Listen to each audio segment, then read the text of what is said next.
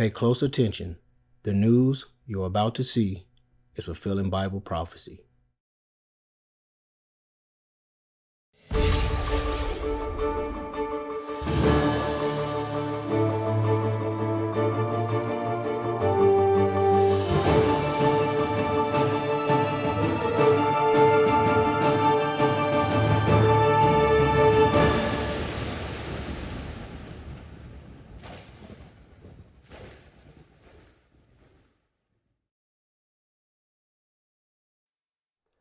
Welcome to another edition of YPN News, bringing you news as it relates to Bible prophecy and foretold by Yisrael Hawkins. Well, Jeff, we've got more troubles at the southern border of the United States of America. We're going to take a look at what's taking place over in the Middle East with the United States actually shooting down one of their fellow NATO members' drones, and a few words of what the Pope's thoughts are on climate change and the direction of energy. But first, we're going to take it up to the east side of the United States in New York, where police are searching for a man who stabbed another Brooklyn man in that Brooklyn neighborhood bus stop while he was out with his girlfriend one evening. Sadly, the attack caught on surveillance camera showed the victim, 32-year-old Ryan Carson, being stabbed to death right in front of his girlfriend. Police say they know the identity of the subject. In the video, of course, you can see Mr. Carson step in front of his girlfriend to protect her while trying to de-escalate the situation. Well, he retreated backwards from the suspect. He tripped over a bench and ended up falling backwards, where the suspect stabbed him multiple times. Now, one of those deadly blows piercing Mr. Carson's heart. Now, police say the suspect is an 18-year-old with a summons from 2022 for the disorderly conduct. Now, also 2 months ago, his aunt called 911, describing him as emotionally disturbed after he broke his girlfriend's belongings in an argument. Yeah, that's pretty sad. You know, dealing with mental illness, you never know what'll set someone off. And Mr. Carson is just another victim who lost his life a lot, very early, too soon. Well, across the Atlantic to the continent of Africa, where a mystery illness in the Kenyan town of Kakamega has left several students in the girls' high school in the hospital complaining of knee pain and difficulty walking. Dorcas Wangira, African health correspondent with BBC News, said of the illness that it has left several of the girls with paralysis and convulsions. Well, some say this could be a result of mass hysteria, but the results are needed to come back to see if there's anything definitive actually causing the symptoms. Well, earlier this year in the same region, 2 outbreaks of diseases in 2 schools that affected 600 students. Now, those turned out to be diarrheal diseases. Now, this one is particularly unusual because of the paralysis, and it's not manifesting like a diarrheal disease, which could be a sign of contamination. Now, parents have taken some of the students out of school until the cause of the illness can be determined, but the schools currently remain open. Sure, and I could probably see some of the skepticism in some of the people because, like, the correspondent said, it's not something that would look like it's a result of contamination. It's not fever, it's not vomiting or nausea, it's just pain in the knee. Right. Well, at the southern border of the United States, Americans are a growing demographic for human smuggling. Take a look at this next video on the growing concern and what law enforcement is doing to try to curb this problem that is costing, not only a loss of tax dollars, but human lives as well. We're talking about the crisis along our southern border, a crisis that's turning one Arizona county into a deadly speedway for smuggling drugs and increasingly for smuggling people as well.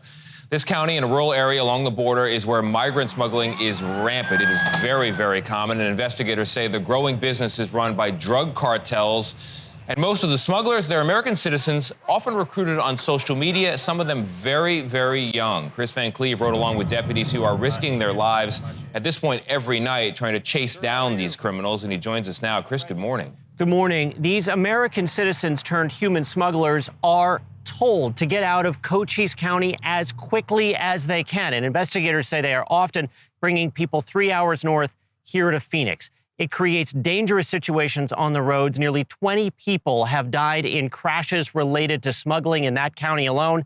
Risks we saw for ourselves. Our night down there ended with smuggling suspects in handcuffs and a deputy in the hospital. A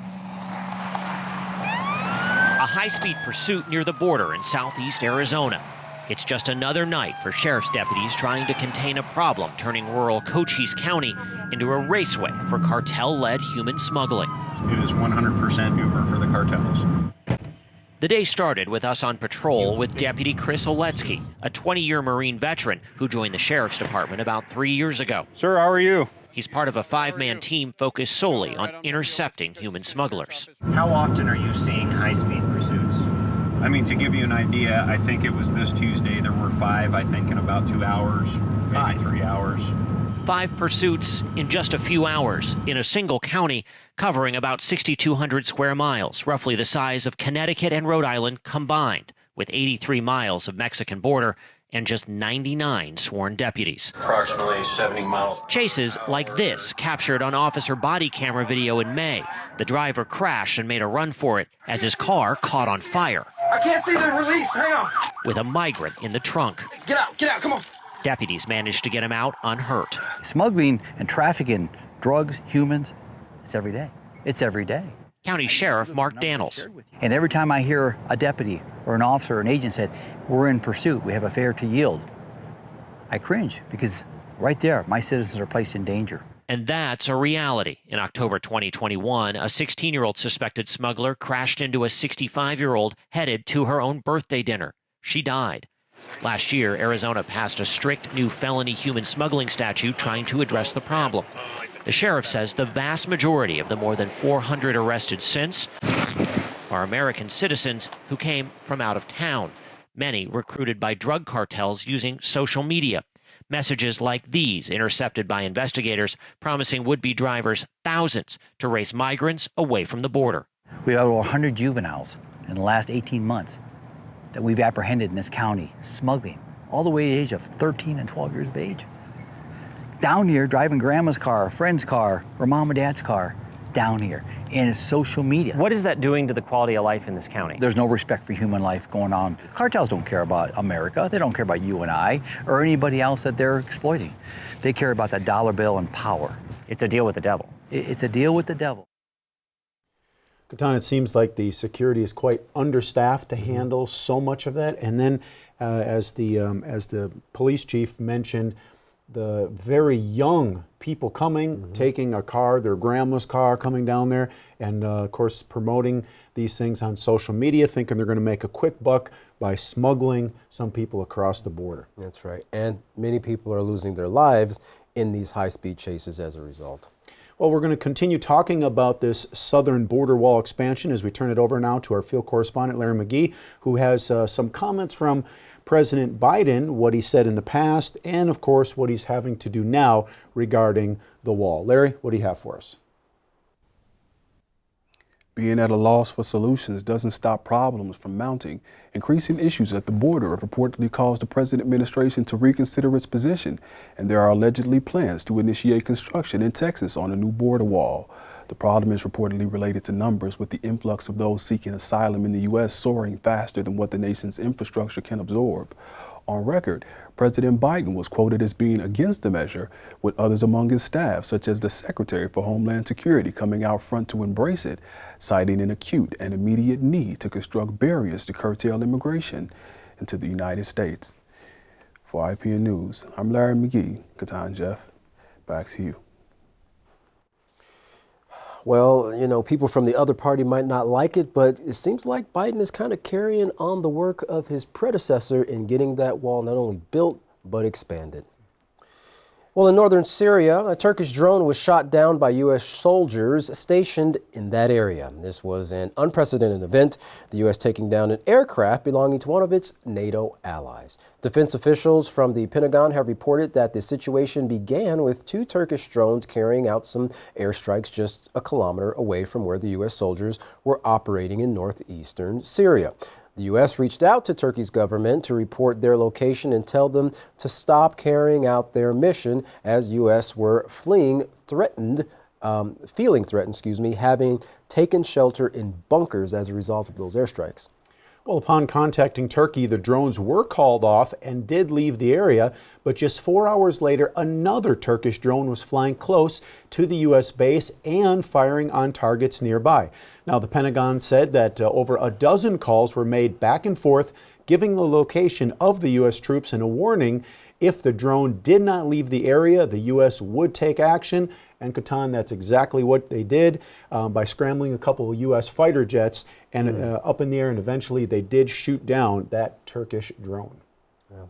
While no U.S. troops were injured or killed during the incident, nothing like this has ever taken place between the U.S. and Turkey. Secretary of Defense Lloyd Austin and Chairman of the Joint Chiefs of Staff General C.Q. Brown communicated with their Turkish counterparts over the situation and concluded that there was no intent to fire on the United States. Turkey was merely conducting counter-ISIS operations. Well, Turkey's goal is to take revenge on PKK fighters, which are the Kurdistan Workers' Party fighters who have claimed responsibility for an attack in Ankara over the weekend. Now, both Turkey and the United States consider the PKK a terrorist-led group. However, Turkey also considers elements of some groups that have Kurdish fighters in them, like the Syrian Democratic Forces or the SDF, to be a terrorist group, while the U.S. considers them to be allies. So here you have the U.S. and Turkey. They're together, but this third party, the U.S. looks at them as allies, but Turkey looks at them as a terrorist group. So there you see how the conflict started. And as a result, Turkey has a drone flying over there and actually making bombing runs close to the U.S. fighters. Right, right. In fact, it was made clear during the discussion with Turkey over the situation that they were targeting these Kurdish fighters who were linked to the SDF. But this is a strong ally of the United States. So definitely creating a conflict in the region between Washington and Ankara.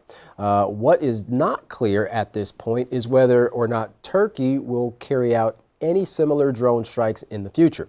There has been no promise from Turkish officials indicating such operations are off the table. Well, the Pope has just released another important document on the environment and climate change. Pope Francis is critical of what has been done to date to respond to the global problem of a changing climate, calling what has been done thus far, quote, an inadequate response by world leaders. Now, the first time he wrote about the climate crisis was 8 years ago. Now, he's a little more brief and to the point. Now, in it, he states that things have gotten worse, not better, and the world we know is on the brink of collapse, and leaders need to get serious. An interesting note, he does direct it to Catholics and others who have denied the effects of climate change. Canadian Cardinal Cherney, who has likely helped in the writing of this paper, tells journalists it's important to go after the world leaders who have essentially failed in their task to move the world off fossil fuels. Well, the Pope's paper on the conditions of the world's climate is coming out as the Vatican is hosting its Global Catholic Summit. Now, besides climate change, the Catholic leaders will tackle huge issues like the inclusion of women in the church. Can women become deacons and possibly Catholic priests, as well as welcoming of the LGBTQ society into the church? And Katan, it's interesting because many people are looking at what the Pope is doing right now as very hypocritical. He's saying that, that these world leaders need to get serious, and many look at him. He's supposed to be the leader there, the religious leader that people look to, but yet he is welcoming the LGBTQ people in there. We mentioned on the last broadcast that they actually had some drag show in the Catholic Church. So, he's promoting this and saying, hey, all this climate change is because of these fossil fuels and these leaders need to get serious. But many people are saying, well, you, Mr. Pope, are not teaching what's written in the Bible that you claim to follow. And the only really thing that seemed like I heard that was factual was that the leaders have failed. But like you mentioned, the leaders failed as a result of what they've been taught. So getting back to basic laws of morality would help turn all this around, but it's going to take a lot of work because we've reached the brink of almost total destruction. Right, and just to put that out there, Pope Francis, there is hope for you too. You can contact the House of Yahweh, and you can get the answers that you need to change this situation around. So to contact the House of Yahweh, you can write them at the House of Yahweh, P.O. Box 2498, Abilene, Texas 79604. You can call them at 1-800-613-9494. Visit them on any of their websites by going to yahweh.com. You can go to yisroelhawkins.com or yahwehsbranch.com. You can also visit our website by going to ypnnews.com. If you'd like to email the House of Yahweh, you can do so by emailing info@yahweh.com. For any international calls, you can call the number that's on your screen now.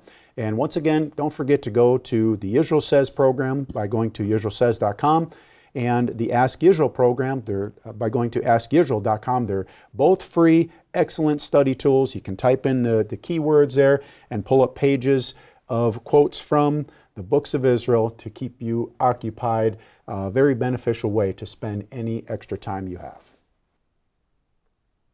Well, don't go anywhere, because up next, another classic sermon from Yisroel Hawkins. From all of us here at YPN News, I'm Katan Alexander. And I'm Jeffrey Hammerman. Thank you for watching.